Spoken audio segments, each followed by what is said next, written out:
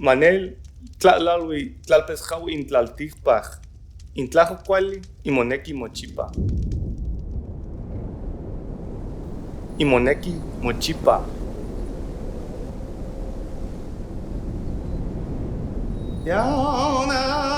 After our people's enslavement and colonization at the hands of the Castilian Empire in the mid-1500s, and after the imposition of the scalplock bans and laws which would disband the warrior societies, make illegal the genethliac warrior braid, forbid the practice of our language, our customs, traditional dances, traditional songs, and any form of our original and traditional expression of spirituality and way of life, under the threat of imprisonment and death, there was a small diaspora of our people, members of the disbanded warrior societies and their families, were not willing to bend the knee to the viceroyalty of New Spain and to the European monarchy, whom refused to accept the Christian God of their captors, whom refused to be assimilated into European colonial culture, refused to live as slaves and citizens of this foreign military occupation and colonial empire. This diaspora of our people were persecuted, labeled hostiles, and now filled the gallows and the cells of the colonial prisons and jails of New Spain for centuries, becoming in this new world renegades, outlaws, insurgents, now labeled criminals for refusing to submit to colonial rule and practice Western culture, now forced to live on the run.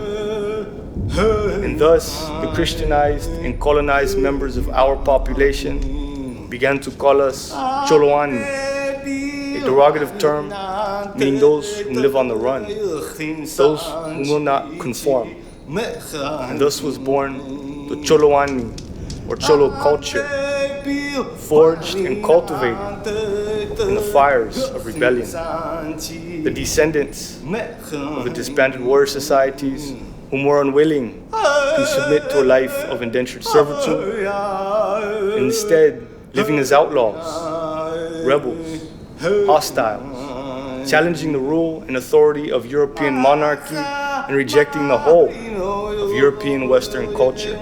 And as the Christianized and colonized members of our population adopted European Western style clothing and the way in which they were worn, and adopted Western culture and religion, stopped speaking the language, whose skin did not wear the tochai tlahuiloli, the earned warrior tattoos, who no longer sung the old songs, who no longer wore the piochtli or temilo,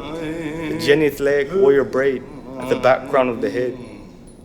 whom forgot their history and lineage, whom accepted this new colonized way of life as workers, as farmers, toilers, plebeians of their European enslavers. It was only the Choloani who would become known as the Cholo, whom continued to fight, to resist, and continue to sanctify themselves from Western culture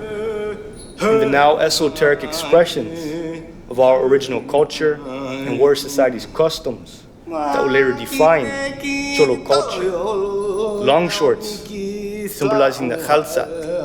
the woven agave fiber or cotton long shorts. The tubos, the long socks, symbolizing the chotsewat, the war leggings. The large cotton shirt,